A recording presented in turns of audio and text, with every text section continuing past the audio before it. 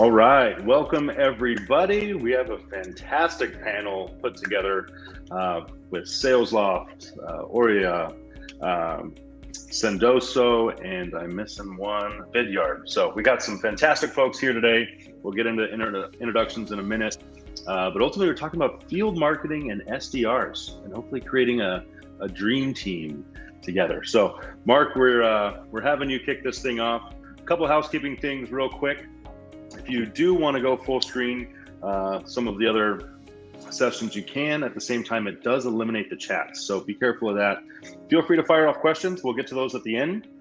So any questions for anyone on the panel here, we're more than happy to fire those off at the end of the thing. But without further ado, Mark, some quick intros here and we'll get going. Awesome. Thanks, Pete. So with us today, as you mentioned, we've got Nabiha, we've got Nick, and we've got David, and they are subject matter experts covering off a variety of topics with respect to SDRs, field marketing, and again, creating that dream team that we're looking to all do around here. It's been an interesting and challenging last 18 or so months. We've seen a lot of people suddenly go remote as opposed to being right in the office. And so I think there's a lot of themes that we can explore as we go through this session. So one of the things I noticed, I think was really important was, really looking at, what does that relationship really look like between field marketing and XDRs? Is it collaborative? Is it competitive? Is it, are they friends? Are they enemies? So I thought, I'd probably throw that one to Nabiha first, get her insights based upon her experience at SalesLoft. Yeah, totally. Thanks, Mark. As you're asking this question, there are so many answers that come to my mind, but in order for any of those to be true and remain true, there's one thing that has to be fundamental, and that's a sales and marketing alignment and partnership from the top down. So that's meaning like the CRO and the CMO partnering together, collaborating together, knowing that both departments are codependent on each other for each other's success and valuing that in each other. Having that mentality and mindset trickle down through the VPs, down to the directors of field and sales development. So with them sharing common goals, whether it be, number of conversations, quality of conversations, account penetration, or the type of accounts that are being broken into. And once that alignment and mentality is throughout the tunnel, then the ideal relationship between field and SDRs just fall into place. Because when the SDR knows that their director of sales dev wants them to partner with marketing and utilize all their resources at their disposal to break into this tier 1 account or this target account, then naturally that gives the field marketer that green light to dive deep into collaborations with the SDR, uncovering areas of opportunity or where they can improve, maybe conducting interviews across the SDR org and seeing if there are commonalities in the struggles and thematic things that are coming up, and based off of those learnings, creating a type of experience or a campaign or a marketing play to help combat that. So just to answer your question about the ideal relationship between field and SDRs, I would say that every marketer needs to act like a seller, and at least every seller needs to act like a marketer and know that they're not competing, they're collaborating, and they're on the same team working towards the same goals. It's a good point. I think certainly in my career, different companies I've worked for, I've seen field marketing take a couple of different reporting structures, right? So I've seen field marketers that report up into a CRO, right? So you have a CRO, you have a marketing VP, and then you have field marketing branched off either as a director or a VP or whatnot from there. I've also seen where marketing rolls up, as you mentioned, to a CMO, right? So somebody who has a seat at the boardroom table, so to speak, reporting directly into the CEO and is able to really shape, brand and all the other efforts that go along with the company. Have you noticed any differences with the types of engagements and the relationships and forming that dream team based upon reporting structures at all? I think it would make most people think that there are differences.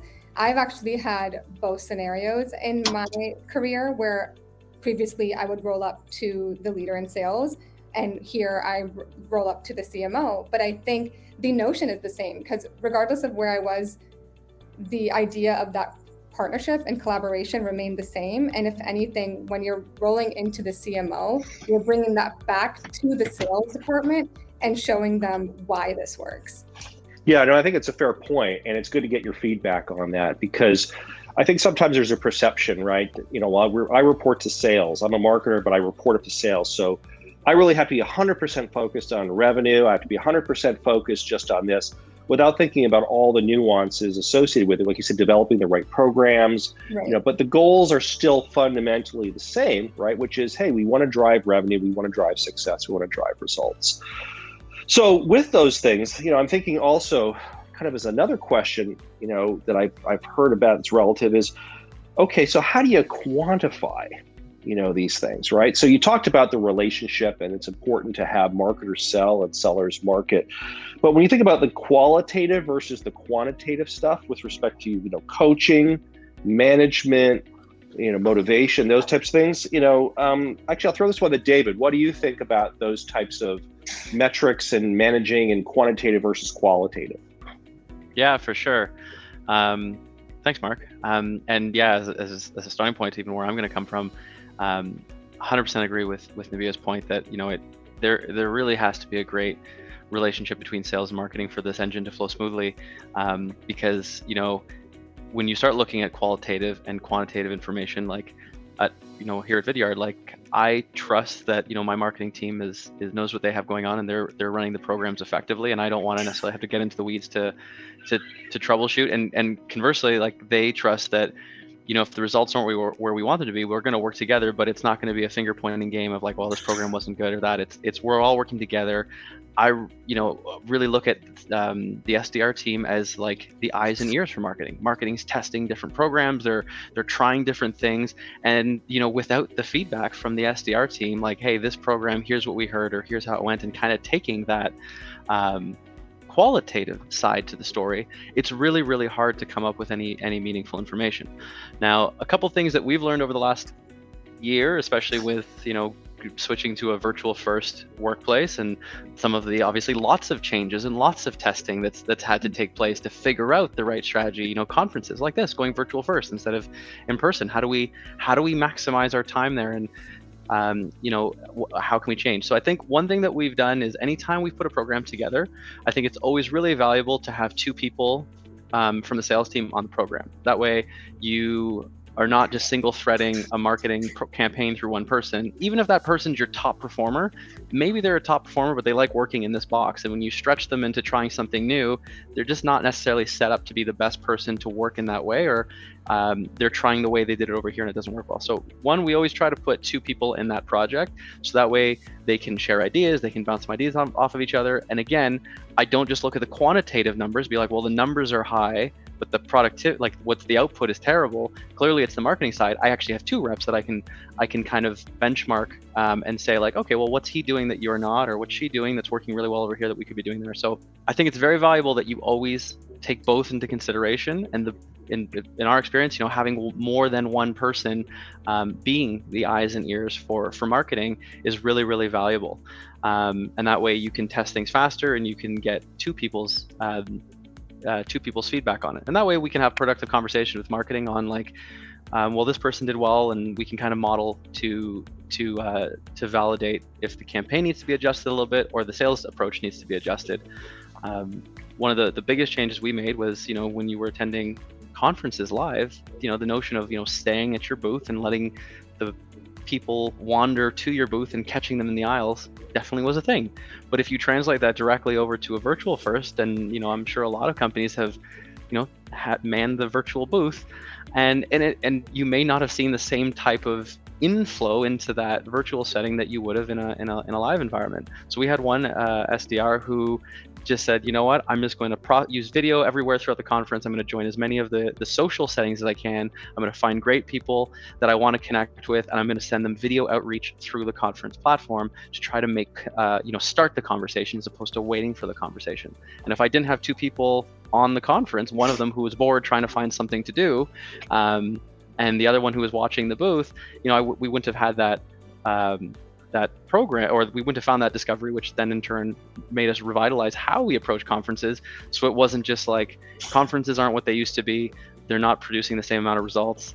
it is what it is. Like the sales team actually found a pretty cool solution that we gave to marketing, and we actually changed how we approach conferences now, that we do put BDRs on them because we want more outbound, not and still focus on the inbound. But I think it's just they have to be working together, marketing and sales. To Nabiha's point, a solid relationship there, and I'd say the big thing is listening to the team to understand what the feedback is from the campaign, and having two people is super valuable. I think that's good perception.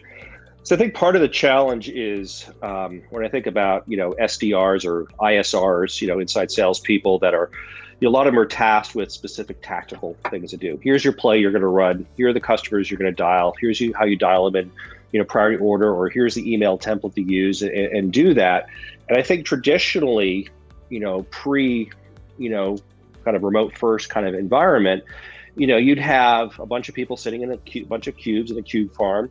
You'd have managers pacing the hallways, right? Or pacing the farm, listening in, giving advice, tapping on the shoulder. Hey, that was a great call, or hey, this is whatever. You'd have field marketing probably also having more direct feedback, or listening in, or getting some ideas. We do some A/B testing of messaging and whatnot.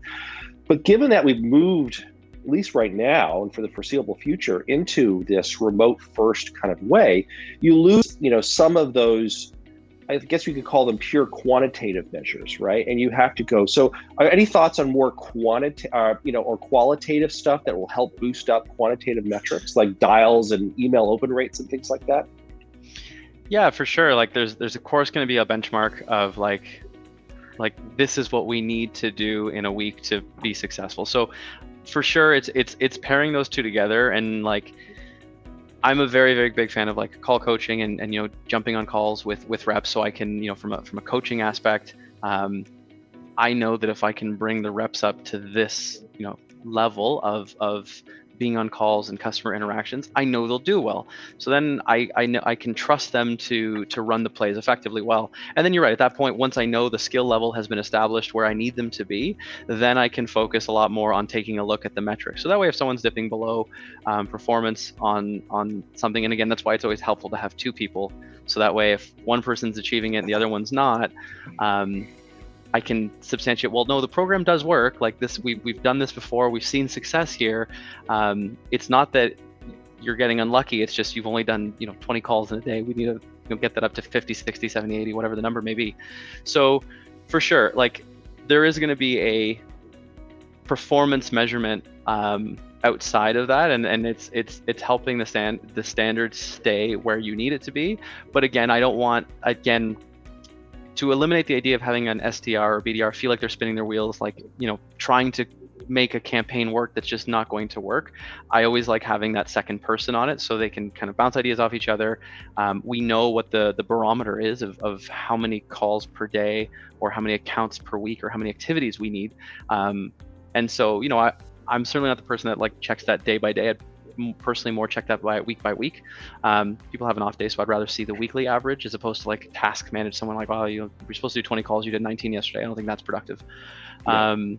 And so yeah, I think just having two people on it, understanding what that like baseline is of how much we need to do to be successful, and say that we did our best. Like if we can make 50 calls in a day or whatever that number is on this project, I know for sure that the SDR has put in the time, but that's where the qualitative stuff comes in, because I know we're hitting what the box is on the quantity. Now I have to really dig in and be like, how are the calls going? Are you connecting to decision makers or more individual contributors? Are we in the box? Is this our ICP or not our ICP? Is the strategy effective?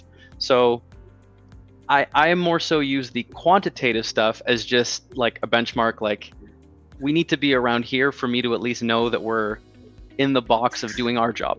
After that, if I know we've made our 100 calls a day, then I can start focusing a lot more on the qualitative stuff and trying to work and shape how we're doing it, and take the conversation to less of more calls, but digging into the how, the why, what the feedback is, and how can we make it better. Cool. It makes total sense. I just want to chime in because I love your process there with having an additional person, so that we're trying it all the way. But one thing that I'd like to kind of like dive deeper into is one thing that I have found successful is maybe not even having it be 1 or 2 or 3, but dedicating a trial team of SDRs or BDRs to it. And that could be a dozen people or whatever it may be at your organization, and dedicating that one team to work towards this marketing play and making it successful. And what I have found is when you spin it as like a collaborative yet competitive game for them and have your field partners incentivize them with fun prizes or just whatever it may be that really gets them motivated, I feel that I see so much more return when they're competing with each other and when there's so many more people involved, because then it's about who's better at this and everyone trying to work with each other. I love that. It sounds amazing. I just wish I had the head count to spare for that. But yeah, I mean, I would say 2 as a minimum for sure. And you're right. If you can throw a whole bunch of resources at and commit to it, or maybe you commit like 20%, like 20% of your time. But you're right. The more we can throw at it, the better. Gamify it, put some fun around it, get everyone fired up. I really, really like that. I just usually am lucky to get 2 people to put on a special project as opposed to like being able to build a whole team for it. But yes, I love it. Or maybe like just proving it successful and then having that rotate across the teams and, you know, make it a more regular program for them to utilize. Very cool. That's some good insights, guys. So I think the other thought is, you know, you mentioned gamification, right, as being something that's really kind of, you know, great. You can get leaderboards, you can get ways of looking at it, but I guess I like Nick's thoughts on, you know, really, you know, how do you stand out and really break through the noise as an XDR team? Any thoughts that you have to share on that? Yeah, absolutely, Mark. It's a really great question. It's something that we obviously get asked a lot about at Sendoso. Breakthrough noise was one of our early taglines, and it's still something that we talk a lot about, especially with, if you look at the data, since the onset of COVID, the amount of emails getting sent out per day has almost doubled from pre-COVID metrics. And so that level of noise that already, even a couple of years ago, everyone was trying to rise above, has only gotten noisier. And your channels for rising above them have gotten a little bit more limited, where you're really confined to what you can do on your laptop, on a computer, and how you can reach someone at their home. So I think there's a couple, let's start with a couple sort of assumptions, right? So let's assume that you know, everything that we've discussed so far is true of your organization. Let's assume that you have at least reasonable levels of alignment between your sales and marketing team. Let's assume you have a quota. Let's assume that you have some quantitative metrics and that you have at least some bare bones systems in place. Now, from there, what you need to realize, I think, if you are an SDR, if you are trying to you know, rise above the noise, if you're trying to not even rise above the noise, if you're trying to get to hit big numbers, right? If you're trying to be a standard SDR, I think you need to realize that doing the basics, sticking to sort of the exact set process is at best case going to get you average returns. That's sort of how the entire system is designed. It's designed so that if every SDR makes X amount of calls, sends X amount of emails, uses our exact script, they will do well. But it's going to stop you at a certain point and you'll plateau from doing phenomenally. And I think what you'll see at every single SDR organization is the 1 or 2 SDRs where if you pull the SDR manager aside and you say, who is your number 1 rep? And you go and you look at what that rep is doing, they're doing something crazy that they're awesome at. They are phenomenal at video. They are phenomenal at LinkedIn stalking, for lack of a better word. They're phenomenal at using direct mail to break through the noise. And there's something that they've found where they're able to effectively, to sort of boil it down to one simple thing, to pattern interrupt. And that's all you're really trying to do as an SDR. One of my favorite quotes in sort of when you think through the idea of the grind and the battle of being an SDR is, you know, when you say, why do we battle through objections, right? Why do we send 10 emails? Why do we continue to go after these people? And again, this is with the assumption that you're going after people that are a fit for your product and you've got some framework around ABM and an ICP, but let's assume you are. You know, why do we persist if people are not opening our emails, are not taking our calls? We battle through objections. We persist because we can help them. They just don't know it yet. And so your job is to get them to the point where you break them out of their pattern of, and everyone, if you ask any decision maker at any company, I'd be willing to bet that they start their day by clicking down their inbox and deleting everything they don't recognize.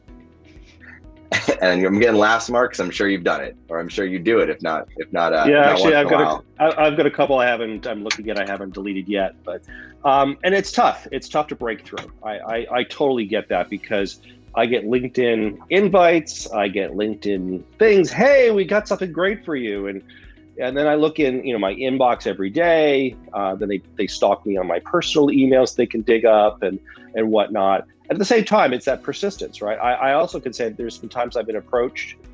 The first time didn't work. The second time didn't work. The third time didn't work. But you know what? The seventh time I was actually receptive for whatever reason.